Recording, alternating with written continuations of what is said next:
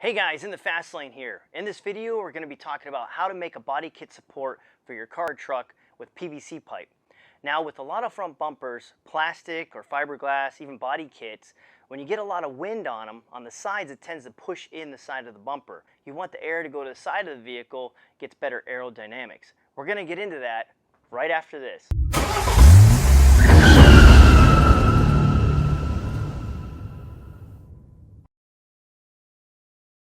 Now this PVC pipe support really stiffens up this front bumper.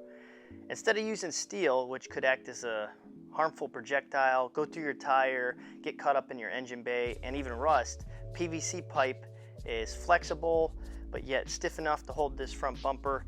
It doesn't rust, and if it hits your tire, chances are it's not going to blow out your tire versus a piece of steel. Tools I use for the job is a flame. You can get a MAP gas or a propane torch, or even a lighter, or even a heat gun. You need a drill bit, a small screwdriver, tape measure, pair of pliers, and some nuts, bolts, and washers. Almost left to mount.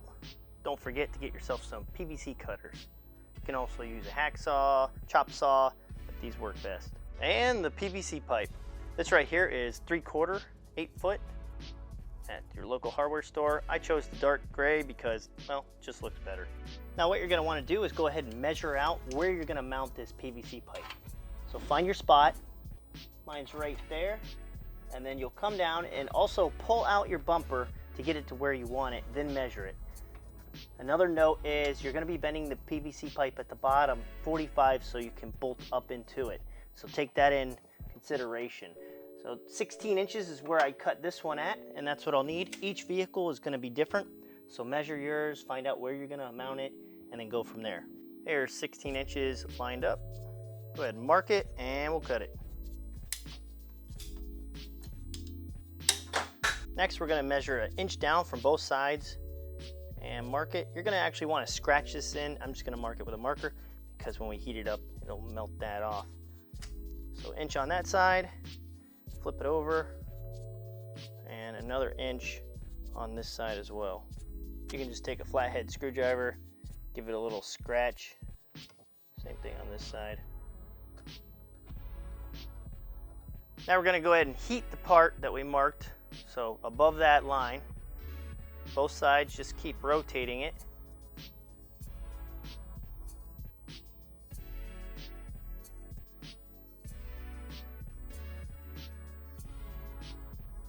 Now you can use pliers or a vise. I'm going to use a vise.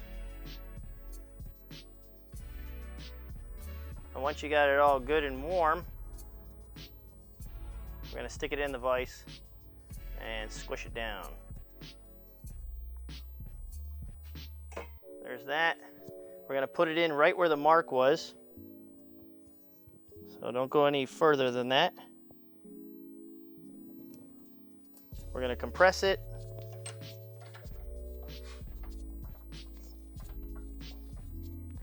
Now, if you need to bend this, you're going to go ahead and bend this in the position while it's still soft.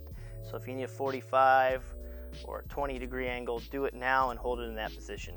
Let this sit for about 30 to 60 seconds, and then you'll pull it out.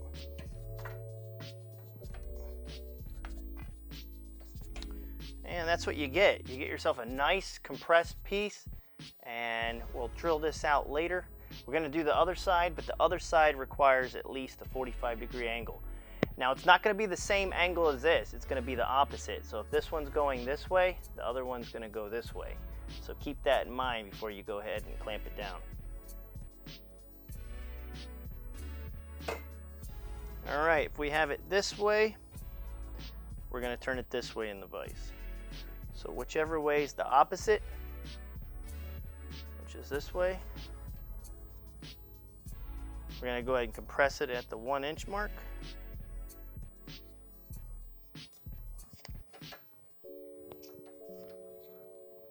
And now I'm going to bend it about 45, maybe 30 to 40 degrees. I'm going to keep it at this position and hold it, and then that'll set it up to fit the bumper perfect. Now that it's been 30 to 60 seconds, go ahead and take it out of the vise, and you now have a nice flat bolting surface. Nice close-up of these mating surfaces. They're really nice. That's actually the screw hole for the vise, but it's kind of nice. Actually, you can make that as a mark if you want to drill it. And the other side, really nice as well. You guys really wouldn't believe how nice this is. It's super solid and it's not going to rust. So that's the awesome part about it. Now we're just going to drill out the hole where we need it.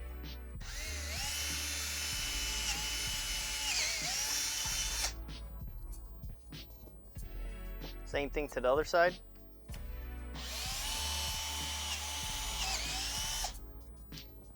And that's it.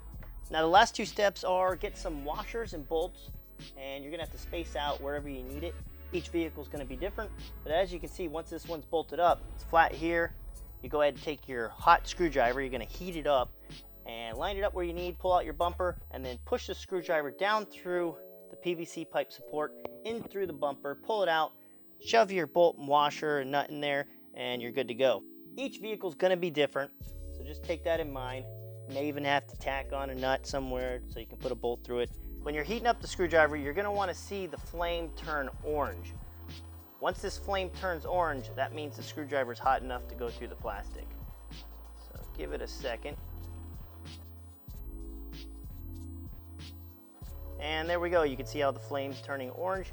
Now it's ready. It'll go right through that plastic like butter.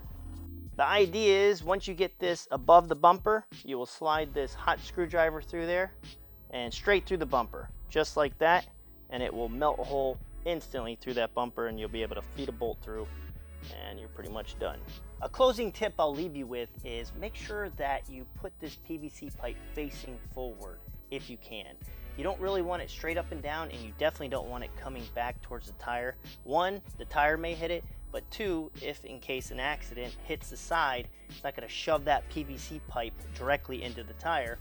Anything happens here, I got the PVC pipe facing forward, it's just gonna kind of kink it forward, and that's what you want. Hey, if you liked the video, go ahead and give it a thumbs up, and if you're not a subscriber, hit the subscribe button, and don't forget to click the bell. If you don't click the bell, you will not get notified of my future uploads. It's the way the algorithm works, so click subscribe, hit the bell, and I'll see you guys next time.